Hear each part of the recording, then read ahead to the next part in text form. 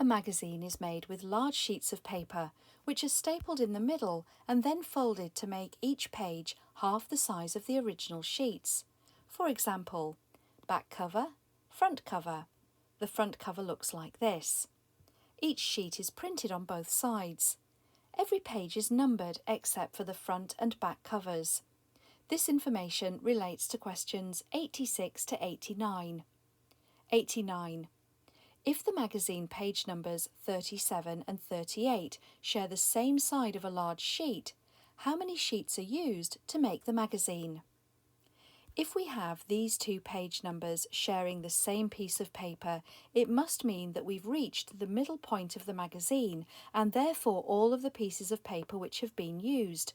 So 37 would be at this side and 38 would be at this side.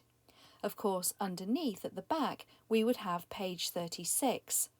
This page at the back here would be 39, so you can see the page numbers would continue to go up on this side and they would continue to go down on this side.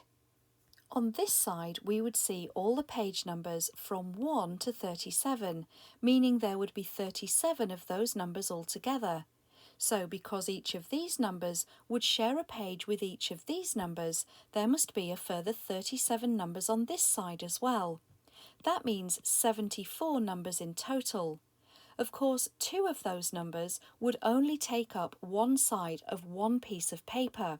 So that means that two of the numbers would need their own piece of paper because the back and front cover do not get numbered, and the remaining 72 would all use a piece of paper.